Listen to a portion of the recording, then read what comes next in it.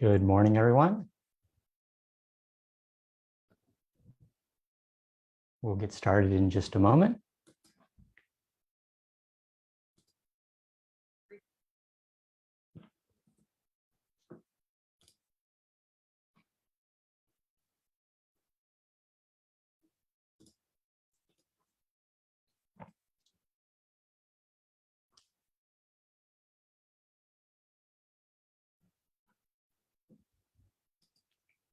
If you have any questions, just add them into the comments and we'll try to get to them today.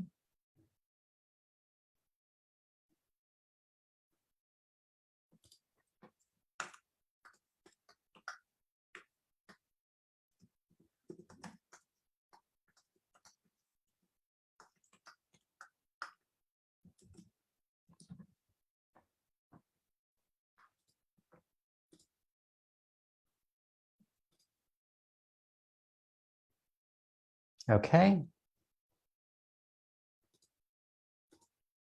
Let's go ahead and get started.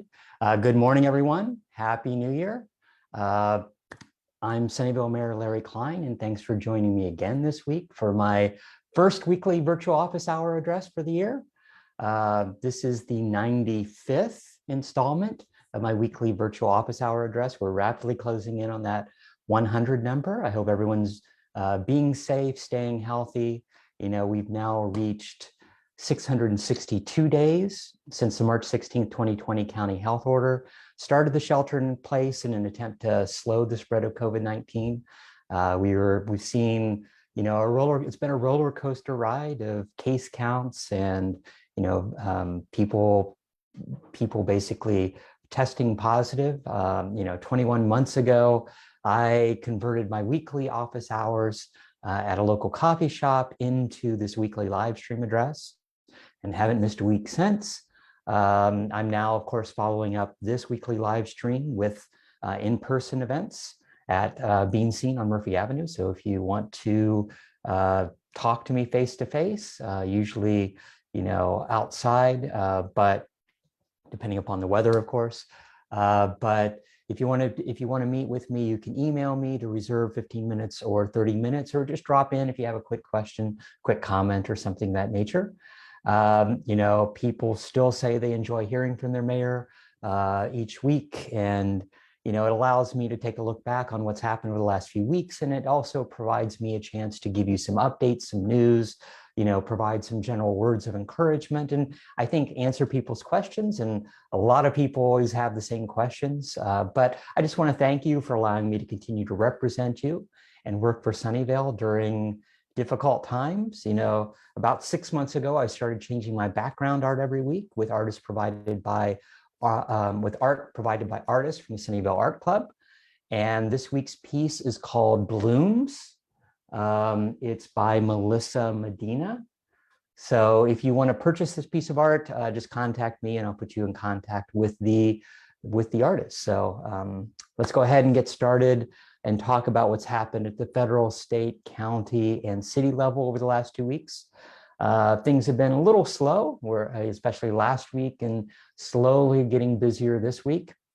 You know, last Monday, the CDC changed its guidance for anyone who tests positive on COVID-19, regardless of their vaccination status. So they now need to isolate for 5 days as opposed to 10 days is what it was before. But you know, they still need to wear a mask around others for those 5 days. And you know, one of the big things is they found out, you know, from the data that it looks like you're most virulent during those first few days. And so as long as they don't have symptoms, and especially if that 5 days, if they have symptoms after those 5 days, of course, then seeing a doctor and continuing to quarantine. But especially with the Omicron variant, it only makes sense that most people are getting very low cases of a cold to a large degree with Omicron. Let's see, last Tuesday, Santa Clara County Health Officer Dr. Cody announced that workers in healthcare settings, nursing homes, homeless shelters, and correctional facilities in the county must get boosters by January 24th. And so that should affect about 150,000 employees, public employees, and private healthcare workers.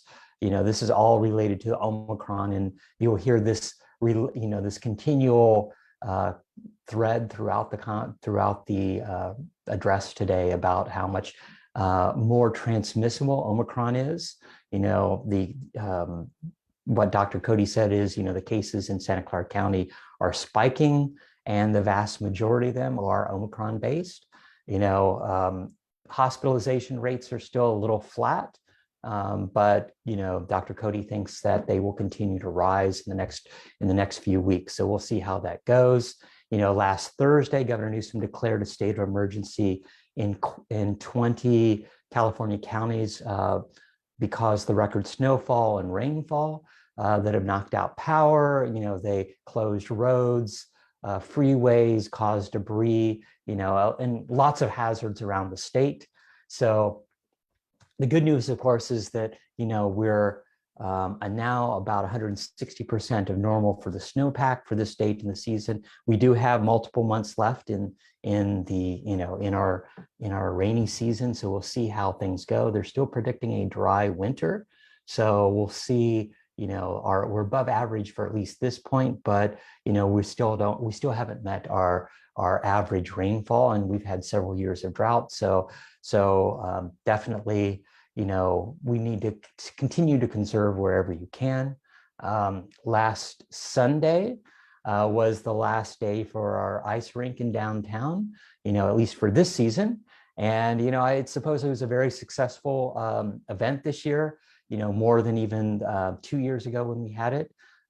So we ended up closing it the first weekend of January, but I think people really wanted to be out, and we had some bad weather, but in general, the whole season was not too bad, and a lot of people trying out ice skating for the first time, or just being outside with other friends who really enjoyed ice skating. So it was good from that standpoint.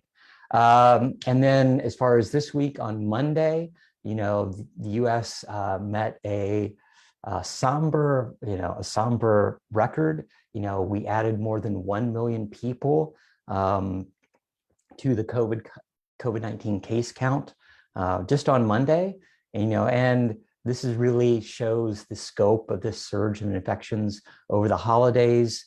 And all this is Omicron related. On Tuesday, council had our first meeting of the year, and it was a busy evening. It started with some congratulations for Sunnyvale students who were Santa Clara County Science and Engineering Fair Award winners. So it was good to always, encourage those students and congratulate them on the hard work. It was amazing to see some of their projects, far more complex than when I was back in high school. So it was actually really good from that standpoint. And then we had a study session on the El Camino Real specific plan. We've been working on that for a long time now, for about 2 years or more than 2 years.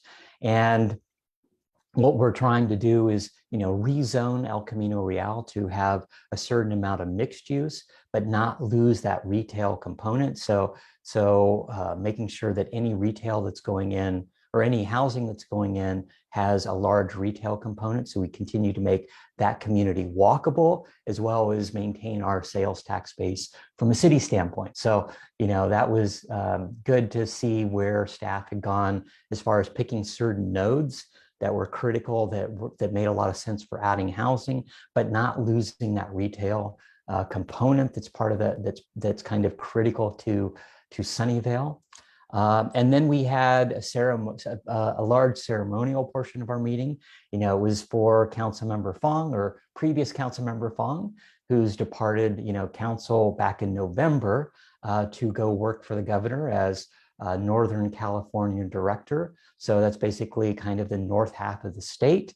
And so kudos to him. We're looking forward to continuing to work with him as far as representing Sunnyvale's interests at the state level, getting funding, making sure that Sunnyvale gets its fair share, and I'm hoping that Mason will continue that. But we had lots of elected officials that, from Ro Khanna was there, lots of our state assembly and state senators were there. So, and, county supervisors were there to basically thank him for his term of service on our city council.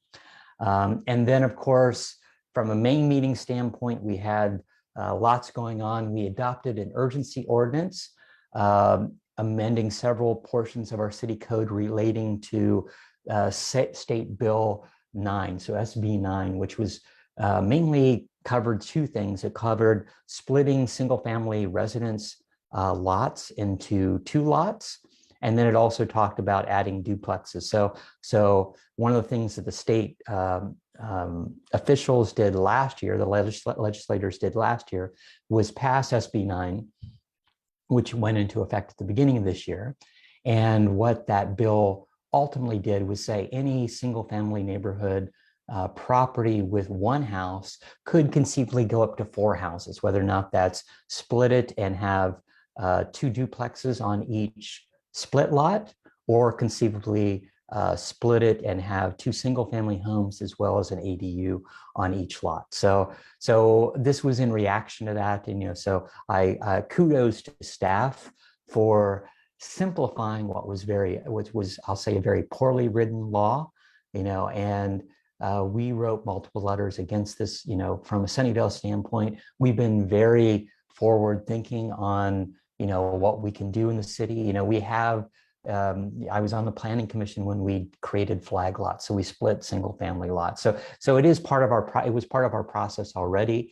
And, 35% of our housing stock is single family residents, but it's only 35% as opposed to a lot of cities where that percentage is far higher.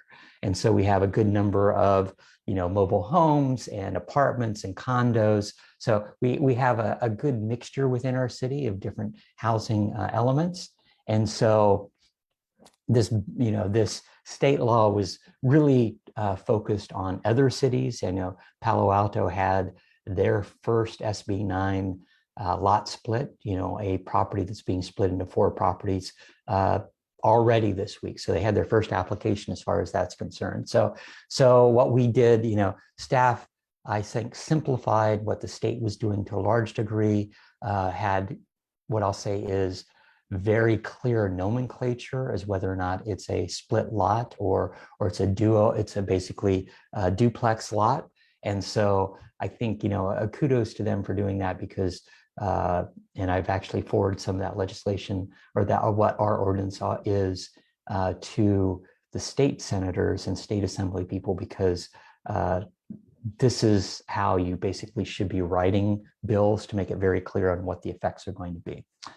And then we approved the purchase of a piece of property from the SFPUC right near Fairwood Park. So that's kind of at the eastern end of the JW Christian Greenbelt, right on the Santa Clara border.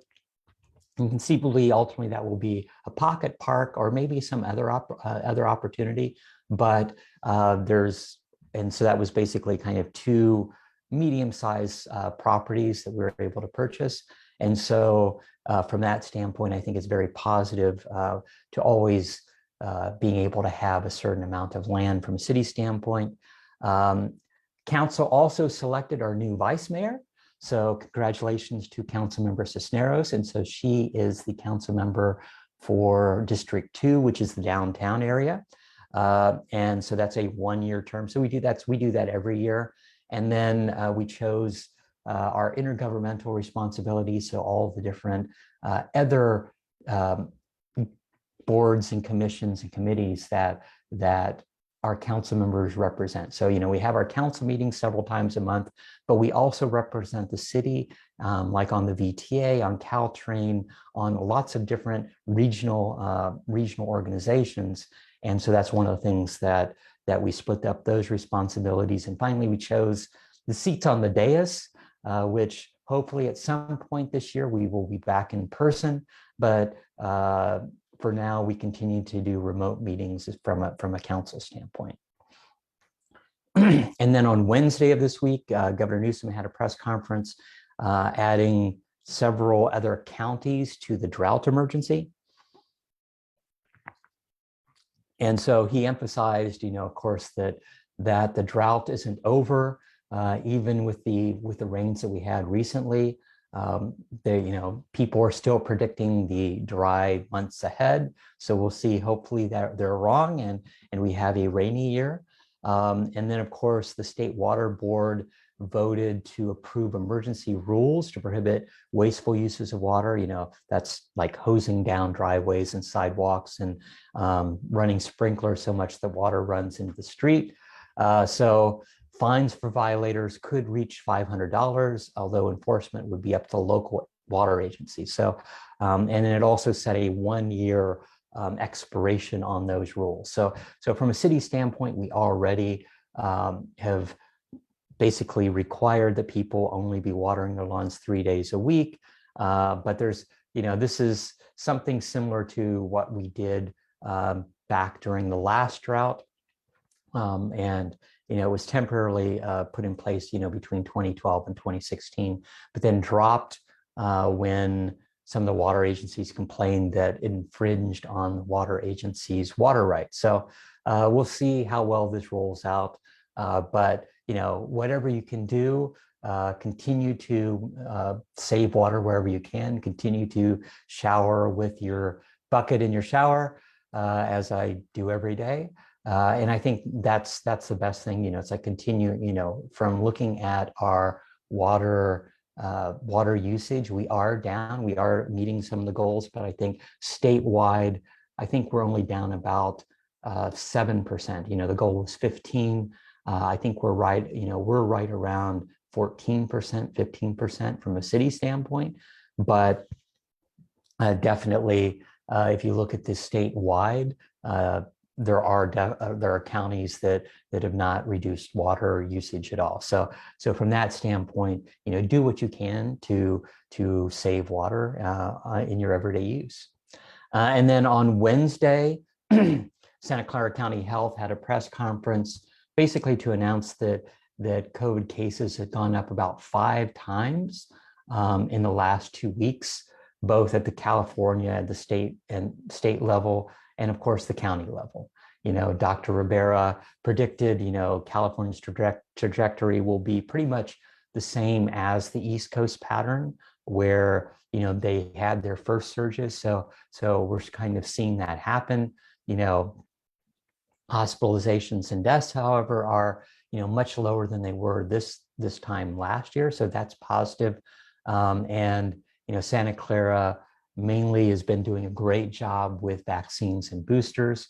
But even though the Omicron variant appears to be milder as far as symptoms than the previous variants, the effects of the virus could still be long-term, and people should continue to take precautions wherever they can.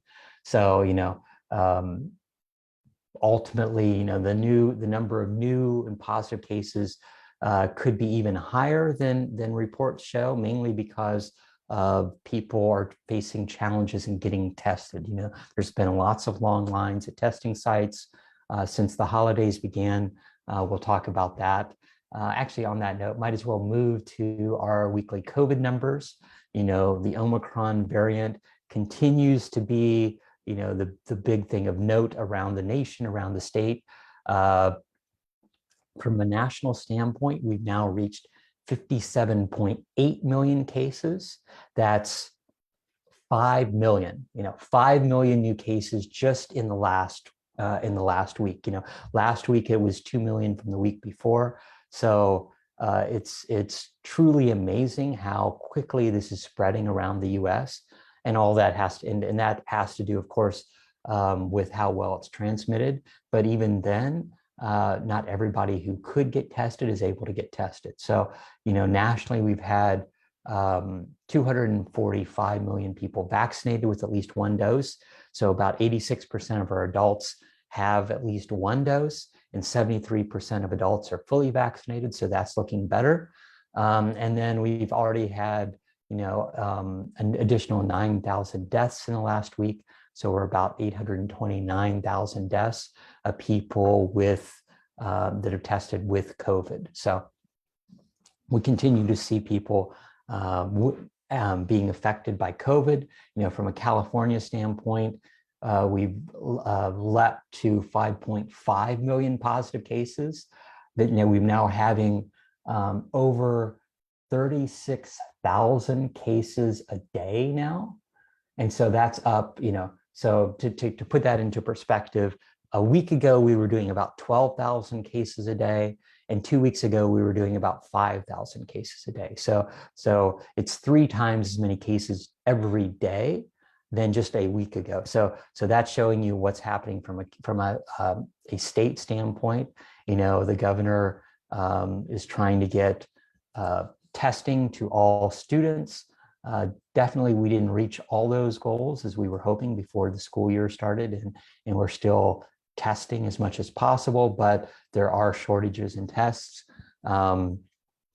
We have about, from a state standpoint, we have about a 21% test case positivity over the last 8 weeks, and that's rapidly moved up, but an average over the last 8 weeks is about 21%. So 1 in every 5th person who gets tested has Omicron or has COVID. So it is actually pretty amazing from that standpoint. We continue to have people passing away with COVID. So we had about 300 deaths in the last week. So we're now at just over 75,000 deaths related to COVID.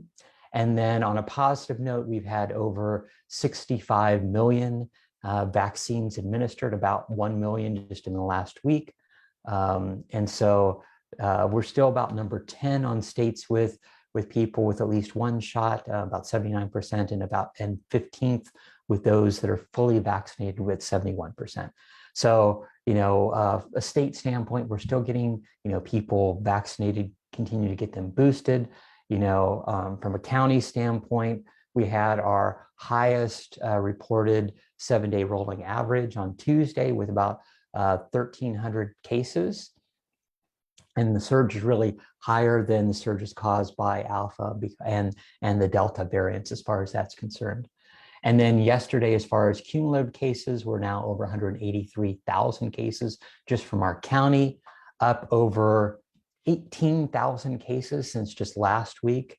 And it was 8,000 the week before that, and about 5,000 the week before that. So we're seeing a similar sort of surge within our county of the number of people that are testing positive with COVID. We had 4 additional deaths. We're now at 1,944 deaths, but as far as vaccinated, we have 92.5% of those 18 and older are fully vaccinated. So 92%, it's fantastic. And almost 57% of the people that are eligible for the booster have already received their booster. So that's good. That's really good too. I continue to do lots of advocating on our city's behalf. At the county level, talking to our county supervisors, talking to county health. We have testing that's here in Sunnyvale at the community center on the 1st and 3rd Thursdays of the month. So they were here yesterday. I actually got tested after doing some traveling during the holidays. So I got tested yesterday. They will be back here on January 20th. So you can sign up a week ahead of schedule. So that Friday before, that's when the appointments open up, and they'll be open from 9:30 a.m. to 4 p.m.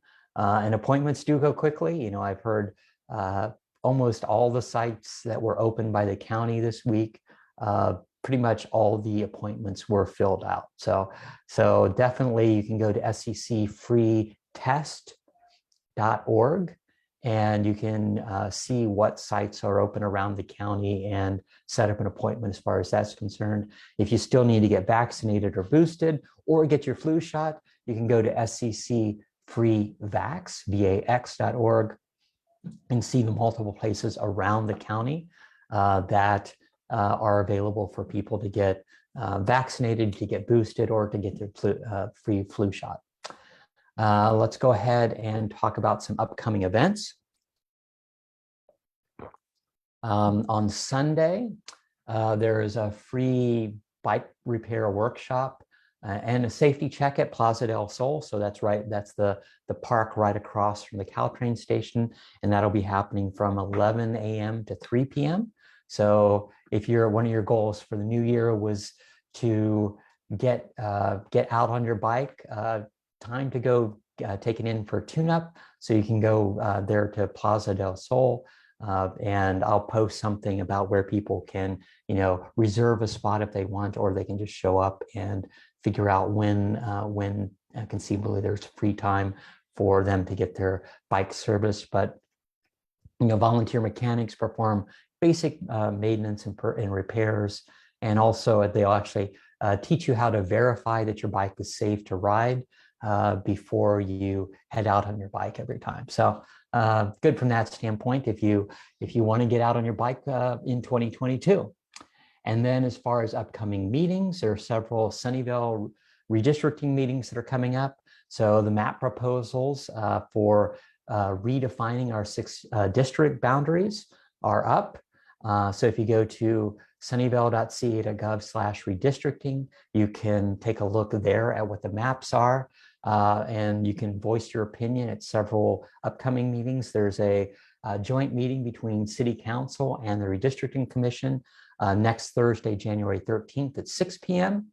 And you can also join the community and give feedback at several workshops on January 20th at 6:30 p.m. and February 10th at 6 p.m. So you can review those draft maps and then give your feedback on whether or not what you think about those lines. Our next Sunnyvale Council meeting is on January 25th, so about 2 weeks from now. So it's we have recognition for outgoing Vice Mayor Hendricks. And then we also have the ceremonial oath of office for our new Vice Mayor, Cisneros. From the meeting itself, we'll review the neighborhood and community grants applications for 2022. And then as far as we'll also receive the comprehensive annual financial report, and we'll get our report from the independent auditors on last fiscal year, so the 2020-2021 fiscal year. It always takes about 6 months to close down all the books and do all the auditing as far as that's concerned. On a positive note, as I mentioned before, we were, about we had about 9 million more estimated revenue and about 6 million less in expenditures. And after we resolve our reserves and a few other things, we have about $12 million for reappropriation. So we have several things that we're looking at as far as that's concerned, some of which is our retirement trust.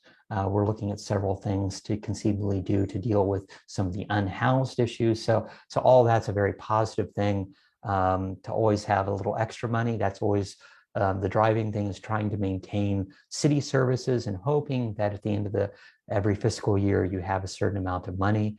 I hear that several cities around us are very negative as far as what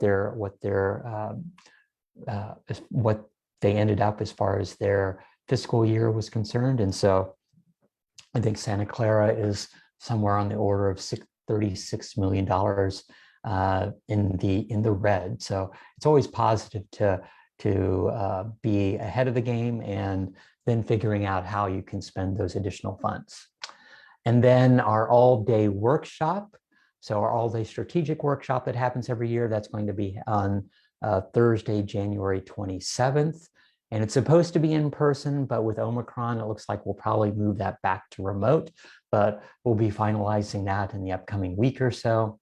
And then beginning of February, there'll be several meetings where we'll be interviewing and then ultimately appointing someone to fill Mason Fong's empty position on City Council. So there'll be several meetings of interviewing people that are applying for that position, and then doing an appointment of, I think, the February 9th is the meeting where we'll be doing that. Let's go ahead and get to our weekly questions. If you have any questions, just add them to this post. One of our questions, so Eric and many people have asked, any word on when the Target is expected to reopen? So I talked with actually CityLine representatives yesterday. Things are looking close inside. In my morning run by Target today, it looks like they're doing a lot of the cleanup. So it looks like the construction is complete, but the decision is still being made by Minneapolis on when they'll actually restock the store and bring a lot of the workers that went to other stores during the holidays back. So there's some logistics that need to get done. They weren't able, so CityLine wasn't able to give me the actual date, but it should be sometime this month. That's what they were saying back. That's what they said at the beginning of all this. You and so many of you, as well as myself, are waiting impatiently for that to happen. It's like a lot of the my weekly or monthly purchases. I just don't like having to go to Santa Clara, Cupertino to do. I want to spend my money here in Sunnyvale and hope that most of you want to do that too. Jenny asked, any idea when the Roadrunner Sports will be opening in the CityLine project? And so, yeah, so I've been already seeing advertisements. So they're already starting an online campaign about the Roadrunner Sports that'll be opening along McKinley. And so they'll, in talking to our CityLine representatives, the good news is they're actually going to be opening within the next 2 weeks. So they're rapidly, moving forward to opening up a new store here in Sunnyvale. Being a daily runner during COVID, I'm happy to see that store here and happy that having another retail location here in downtown Sunnyvale. Amanda asked, I saw that they closed the green area at Redwood Square. I have a dog. Do you know if they're going to move the dog food bag dispenser? So yes, this week they actually enclosed Redwood Square with fencing and the dispensers that used to be there. So the green area that was next to the redwoods, they fenced around the redwoods a while ago because those are being preserved. But that green area and kind of the open area that was to the west of the redwoods, that has now completely been fenced. So block 3, which is Washington,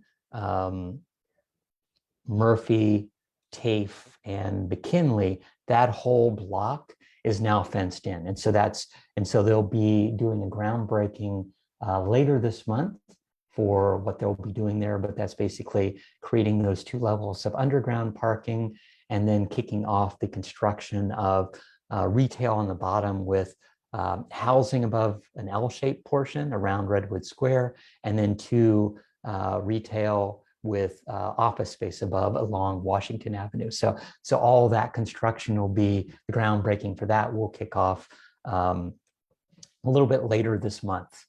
And so, but I did talk to them. The dog bag dispensers will be moved into that parking or into that green area around, basically across from the AMC sometime in the foreseeable future. So within the next week or 2, they should be moving that over. Alicia asked, I'm wondering when apartments will be getting access to compost green bins. And Barbara said, I just read about the Smart Station and saw on the news highlights on Sunnyvale's food cycle program and wondering when it's going to expand. So yeah, there's been lots of publicity about SB 1383, which forces cities to move forward with diversion of food to make sure that it doesn't go into the landfill. And so Sunnyvale was way ahead of the curve as far as that's concerned. Several news agencies did highlight news articles on Sunnyvale's single-family food cycle program. But one of the things that we did last year was as we defined our franchise agreement with specialty waste, was define what the next steps are with our food cycle program. So moving food cycle into apartments and condos over the next year will be a pilot program. And if there are people in apartments and condos that want to do food cycle, and I've talked to them before, they can already do that. They can collect their food and drop it off at the smart station. So there's already a spot at the smart station that if you want to food cycle your food scraps, your bones, your moldy bread, all of that, you can already do that. But one of the things that we'll be doing this year is moving that and making that available at every apartment complex and multifamily condos.